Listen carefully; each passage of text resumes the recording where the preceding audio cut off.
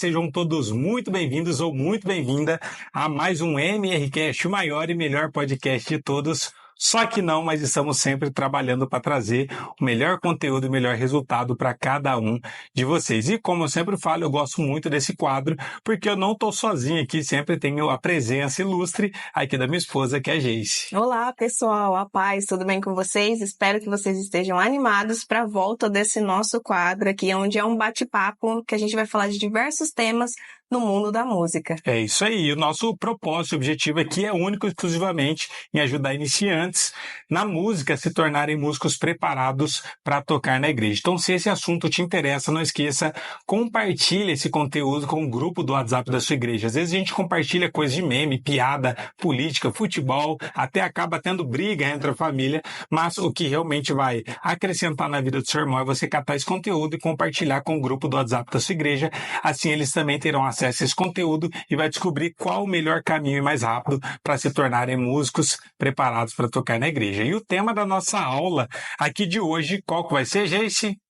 O tema da nossa aula é decepções na música, como resolver e evitá-las. É isso aí, esse é um tema muito importante, até porque muitas pessoas sempre estão me perguntando, professor, tem um sonho de tocar na igreja, às vezes não sabe nada, não sabe por onde começar, e às vezes por estudar com métodos convencionais e escolas de músicas tradicionais, onde os professores não têm o objetivo de te tornar um músico preparado para tocar na igreja, você acaba se frustrando por não ter resultado e acha que é por sua culpa ou por você não ter dom. Outras pessoas talvez até sabem um pouco sobre música, mas se sentem incapazes de tocar na igreja justamente por achar que ainda não estão prontas. E por conta disso acaba gerando essas frustrações e muitas pessoas acabam impossibilitadas de tocar na igreja. A gente vai estar falando um pouco mais sobre esse tema, que é muito importante. Então deixa o seu like, deixa o seu joinha, deixa o seu gostei, que isso é muito importante também para que esse conteúdo chegue muito mais longe. Mas além disso, a gente também vai estar falando sobre a etapa depois que você já conseguiu aprender ali, já se sente pronto para tocar na igreja, decepções que podem acontecer quando você começa a tocar na igreja, porque isso também pode acontecer. A gente vai contar aqui histórias que a gente conhece e histórias que nós mesmos já passamos. Então fica com a gente, porque com certeza aqui a gente vai traçar uma linha desde o início até o resultado final, que é você conseguir começar a tocar na igreja, e a gente vai falar sobre as decepções que podem acontecer durante esse processo todo. Atualmente a gente conversa com muitos alunos, muitas pessoas que às vezes ainda não é aluno e tem esse desejo de começar a tocar na igreja, não sabe por onde começar, e muitos deles já passaram por algum tipo de decepção, às vezes começaram a tocar na igreja e também tiveram alguma decepção e acabaram travando, ficaram congelados. Então a gente vai começar aqui falando um pouco sobre o início. O primeiro passo é, se você tem esse sonho para você começar a tocar na igreja, quais são as decepções que você pode encontrar logo nesse começo, logo do surgimento do desejo mesmo, que é justamente se sentir perdido. E agora? Qual que é o próximo passo? Se eu vou estudar desse jeito ou desse outro jeito? E quais são os erros que você pode cometer nessa escolha? E a gente vai falar um pouquinho sobre como vocês podem evitar também. Então, o nosso primeiro passo aqui é: você começa a pensar em tocar na igreja. E agora? É isso aí, ó. Primeira coisa, se você quer tocar na igreja, o primeiro passo é você buscar o conhecimento do jeito certo. Senão já começa o primeiro grande erro e o primeiro grande embate que as pessoas acabam tendo. Muitas pessoas, quando ganham um instrumento, independente de qual seja, o que a gente normalmente faz? A gente corre na internet e fala, vou dar uma pesquisada, inclusive muitos de vocês provavelmente estão me assistindo aqui justamente por conta disso. A gente fala, vou entrar na internet, vou resolver todos os meus problemas e vou conseguir aprender a tocar. Para algumas coisas isso até funciona, para algumas coisas casuais. Por exemplo, essa semana mesmo a gente precisou trocar aqui a mangueira da máquina de lavar. O que a gente faz? Para uma dica simples, a gente busca soluções simples. Eu entrei na internet, dei uma olhada, como que troca a mangueira da máquina, entendi como que era, bastante básico, era possível fazer. Funciona para essas coisas, mas se você quer tocar um instrumento, música vai muito além do que simplesmente uma pequena dica. E eu vejo que muitas pessoas acabam errando justamente aí.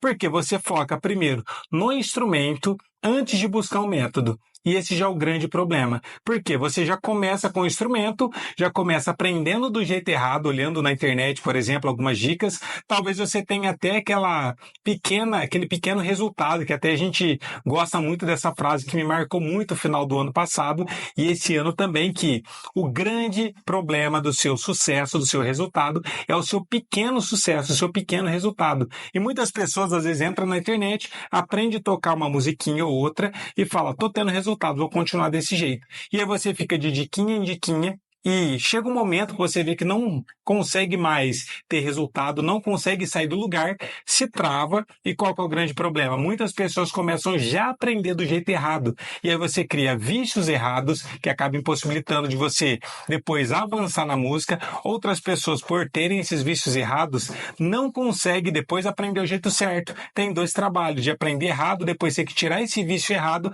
para começar a aprender o jeito certo. E no final das contas você perde muito tempo, que é uma das coisas principais, isso não quando muitos de vocês acabam desistindo da música por frustrações. E aí entra a primeira frustração, professor, não tenho dom, ou então, professor, a minha idade não permite eu aprender, é mais difícil para mim. A gente vai colocar sempre uma barreira para poder justificar a nossa falha, mas no final das contas, esse é um dos primeiros grandes erros e problemas de você tentar aprender sozinho.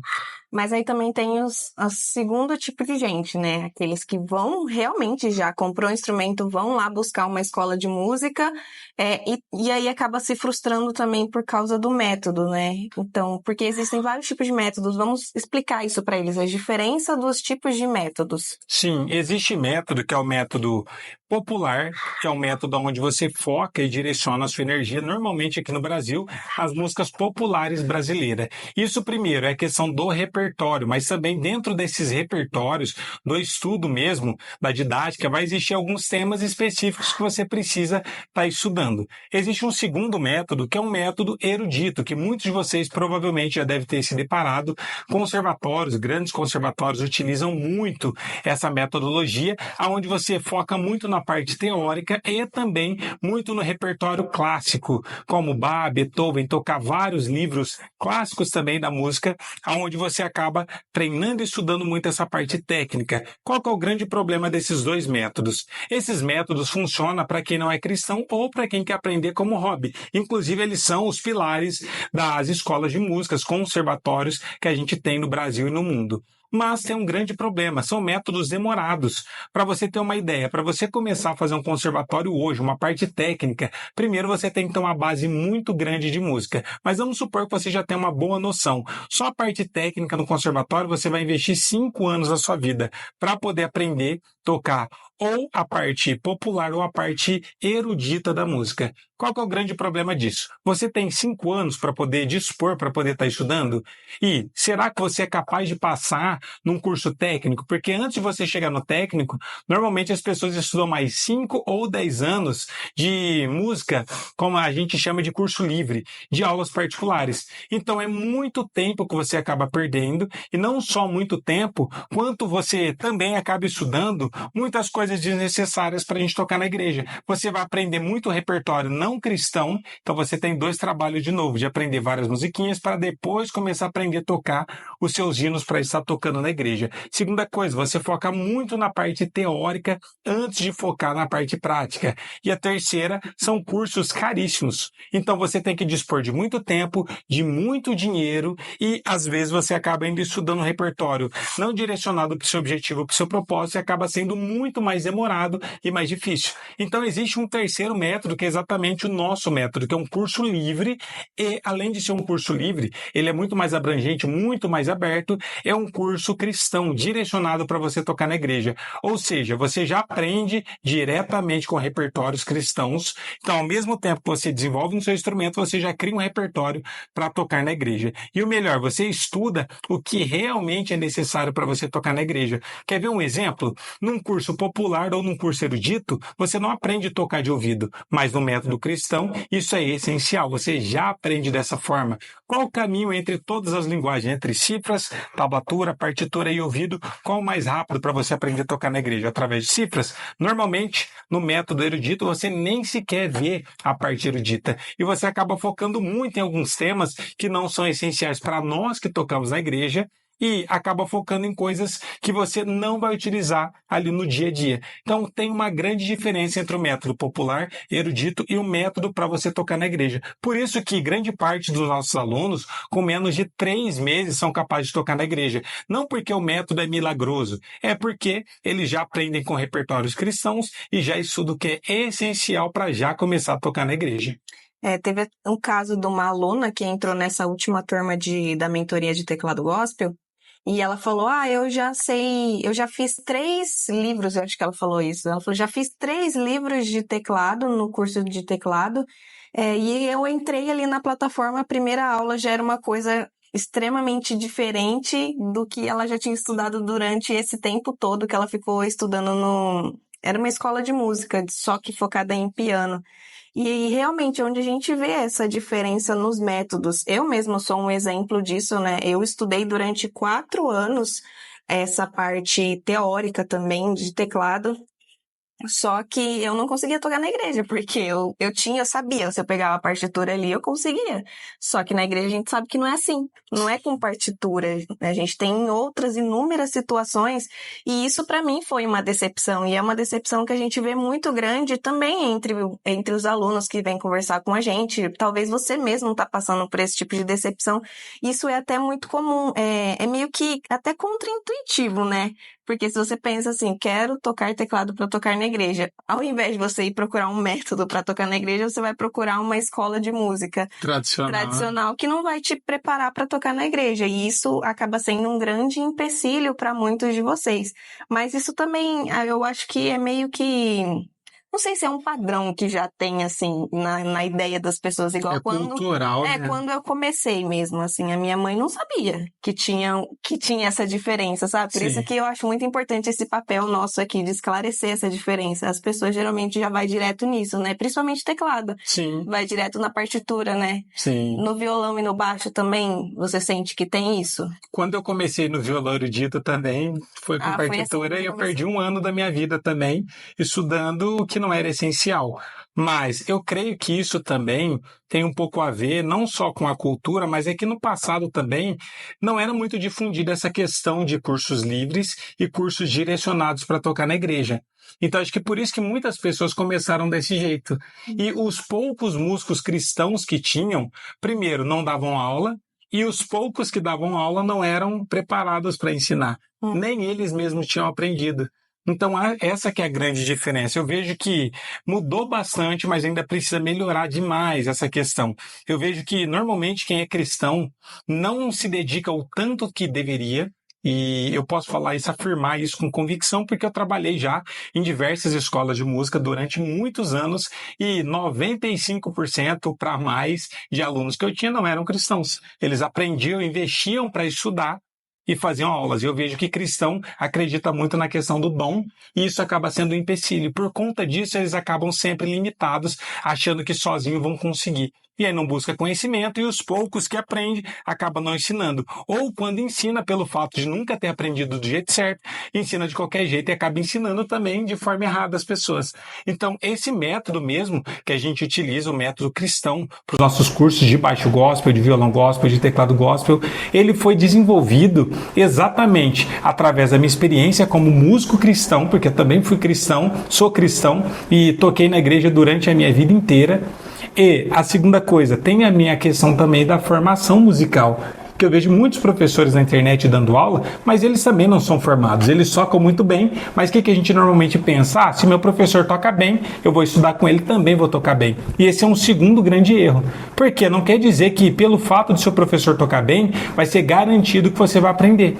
Porque se o seu professor não tem metodologia para te ensinar, você também não vai conseguir ter facilidade de aprender. E ele vai ensinar do jeito que ele sabe, mas ele não vai ensinar do jeito certo. Então eu, por ter uma formação musical, para quem não sabe, eu tenho uma faculdade chamada de licenciatura plena em música, que é focado 100% no ensino musical, onde a gente teve aulas de pedagogia, antropologia, filosofia, sociologia, tudo com IA no final, e mais a parte musical, que é justamente para poder ensinar. Eu tenho 2 pós-graduação em música, então eu já venho nesse mercado, dessa onda de dar aula, a minha vida inteira. Não é algo que eu comecei há pouco tempo. E pelo fato de eu ter estudado para ensinar e pelo fato de eu também ter experiência como músico cristão, eu criei um método direcionado para tocar na igreja, e por isso que é inevitável, gente.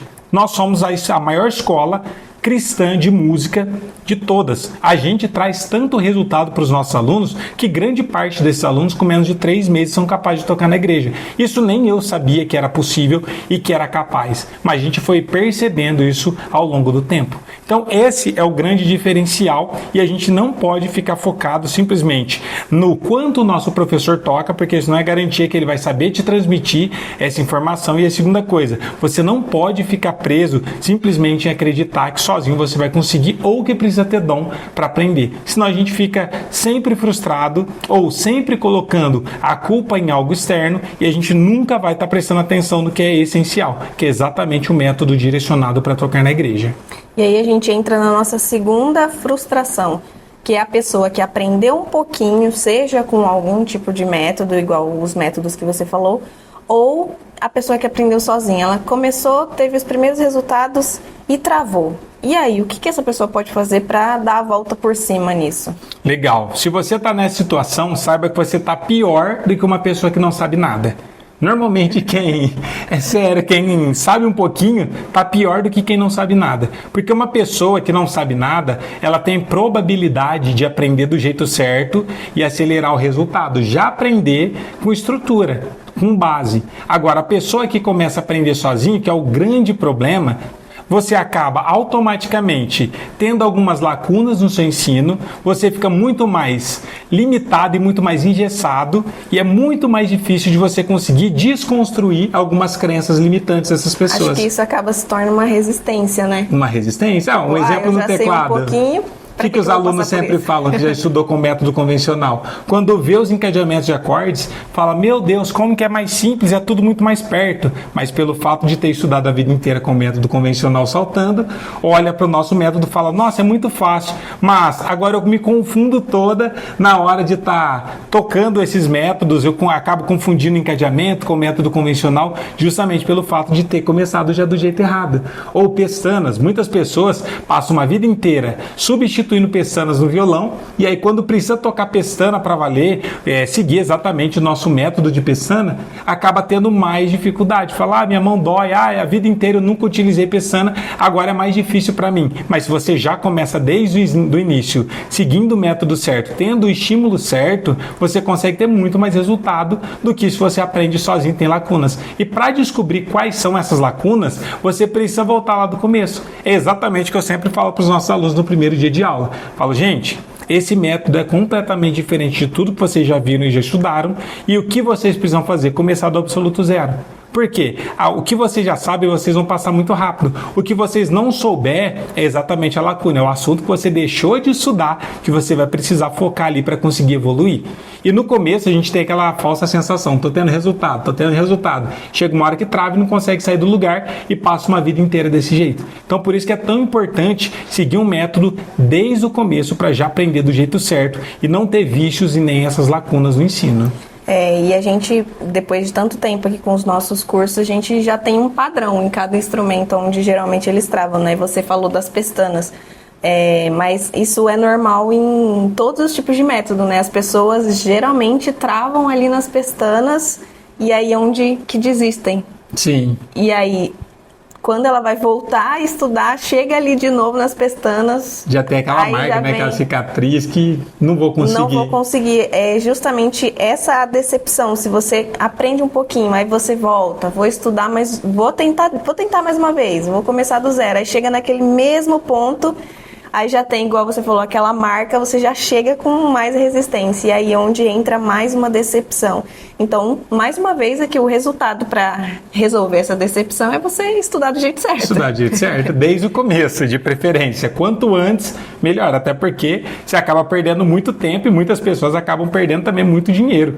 Eu vejo que muita gente faz curso com várias pessoas, a gente tem vários alunos que falam, nossa, professor, se eu tivesse conhecido o seu método antes, se eu tivesse começado a estudar com você antes, hoje eu já teria realizado meu desejo de estar tocando na igreja. E muitas pessoas, quando a gente conversa, falam, já estudei com 3, 4 professores. Tem pessoas que falam, professor, já estudei durante 1 ano, 2 anos, principalmente teclado. Quantos alunos nossos que falam que já tem 20 anos que está tentando aprender e nunca realizou o sonho de estar tocando na igreja? Quantos alunas principalmente, que vêm de conservatório, que falam, professor, estudei a vida inteira só com partitura e hoje eu sou limitado e não consigo tocar, pegar uma cifra e fazer um arpejo, fazer um dedilhado, criar uma frase, fazer um arranjo, acompanhar um irmão cantando. Por quê? Porque estudou com o método errado, perdeu muito tempo, perdeu muito dinheiro e acaba tendo depois o trabalho de ter que aprender do jeito certo, só que é muito mais rápido. Mas se tivesse começado lá de trás, do jeito certo, com o método direcionado para tocar na igreja, hoje já estaria tocando muito melhor e provavelmente não teria perdido tanto tempo. E a gente vai aqui para nossa terceira decepção, que a gente já vai seguindo aqui na nossa linha, a gente sai da pessoa que é o iniciante do zero e é aquela pessoa que já sabe, já tem uma boa base, já consegue tocar na igreja.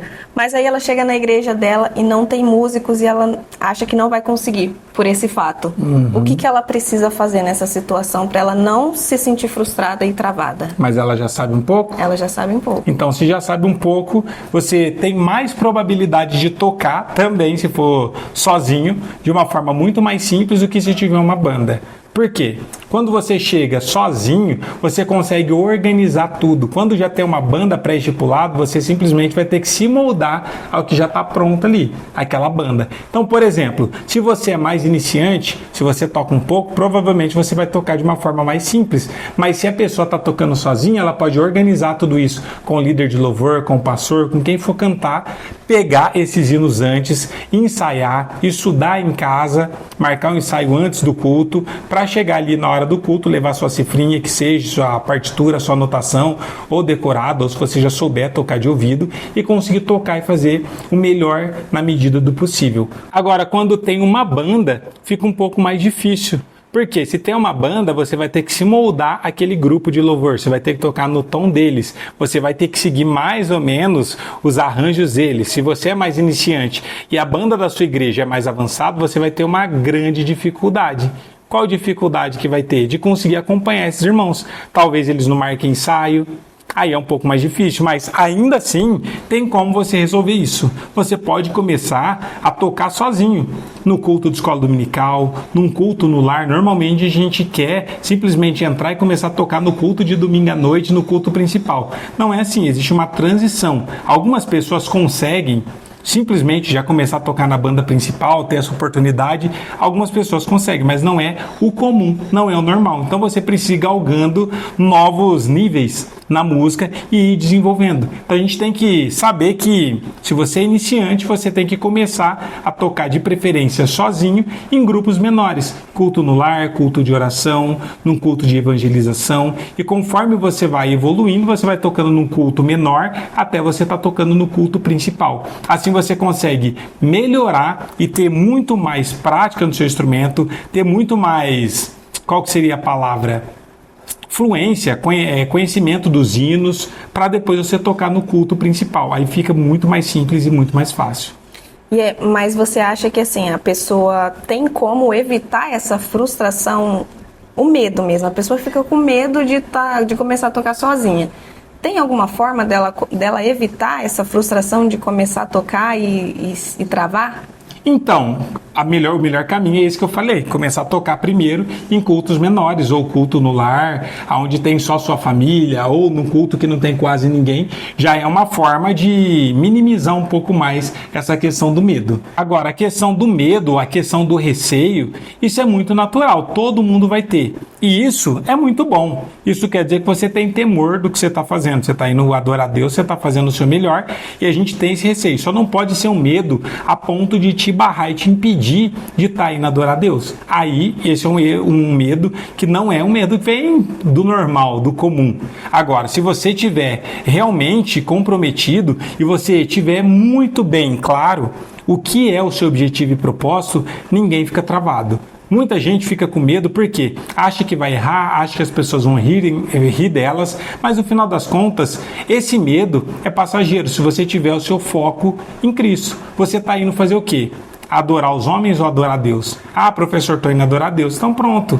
Se você está fazendo o seu melhor na medida do possível, você vai lá, vai adorar a Deus independente do que as pessoas vão achar ou vão falar de você. A opinião delas vai ser secundário. Você tem que estar preocupado em o que Deus vai achar do seu louvor. Se você está fazendo realmente de todo o coração e se você está dando o seu melhor. Independente do seu nível técnico, Deus não está preocupado com isso. Ele está preocupado muito mais com o seu coração. E aí, de forma secundária, aí você vai se preocupar com o que os irmãos vão achar. Se você tem isso muito bem alinhado, você vai tocar sem medo e tenho certeza que vai ter um resultado incrível. E aí a gente já entra na nossa penúltima frustração que pode acontecer aqui, seguindo nessa linha de começar a tocar na igreja. Fui lá, comecei a tocar, cheguei na primeira vez, errei muito. E agora? Muitos alunos falam isso, inclusive falam, eu ensaiei, estava perfeito, cheguei lá, não foi como eu tinha planejado e me decepcionei. Como resolver essa decepção? Já ir com a cabeça de que vai errar. Já ter isso muito claro. Primeiro, quando a gente aprende a andar de bicicleta, quando a gente aprende a andar, o que a gente faz? Cai um monte de vezes. A nossa filhinha de 2 anos, quantas vezes ela caiu para agora estar andando firme? Ela não sabe andar de bicicleta, mas tenho certeza que vai ter muito joelho ralado ali a conseguir também está andando e equilibrando na bicicleta. Só que a gente quer ser perfeccionista, a gente quer começar a fazer as coisas prontas, sendo que nada a gente começa pronto. Tudo existe um processo. Se você for esperar, você está pronto para começar, isso quer dizer que você começou muito tarde. Ou seja, se você quer começar na hora certa, você vai errar muitas vezes, assim como eu errei, e todas as pessoas que você conhece também erraram muito. Inclusive tem até uma fala que algumas pessoas que eu ouço, dizem alguns professores, você vai começar a tocar na igreja lendo cifra, você tem que tocar de ouvido, mas todos eles também começaram lendo uma pasta, lendo uma cifra e foi desenvolvendo ao longo do processo, mas nunca espera você estar pronto para começar, porque pronto a gente só vai estar quando estiver morto ou quando estiver na glória com Deus. Aqui na Terra a gente sempre vai ser falho e pode ser o melhor músico, ter estudado nas melhores escolas ou pode ter muitos anos de estudo na música. Ainda assim vai errar porque a gente é humano e a gente falha, a gente erra. Mas óbvio que você vai se preparar e fazer o seu melhor na medida do possível. Isso também é uma questão de alinhar as expectativas, né? Assim, como você vai começar a tocar, você vai chegar lá pro pastor, você não vai falar, professor, tô fazendo Professor, não, pastor. Pastor, tô fazendo aula, já tô tocando super bem, quero começar. Não, você não vai começar assim, você vai falar, professor, pastor, tô começando a estudar, eu quero ter essa oportunidade de ajudar na igreja. Com certeza, se você errar, você vai ver que eles vão super te apoiar, vão te animar, com certeza. Porque todo mundo sabe que você tá ali fazendo um trabalho voluntário para a obra de Deus e ninguém tá ali para te criticar. Isso você pode ficar tranquilo.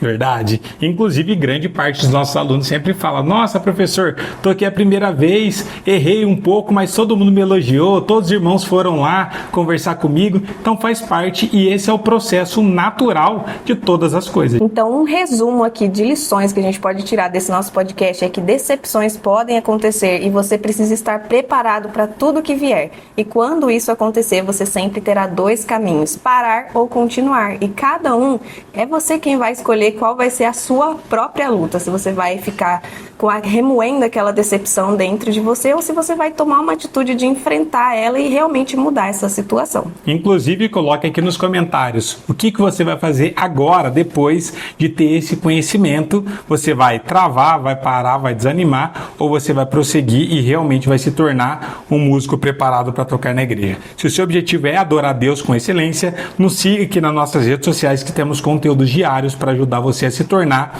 um músico preparado para tocar na igreja. Espero que vocês tenham curtido e gostado dessa aula e lembrando que todos os sábados a gente tem um encontro marcado com o nosso MR Cash. Muito obrigado pela participação de cada um de vocês. Deus abençoe e fiquem todos com Deus. Um abraço. Até a próxima. Valeu. Tchau.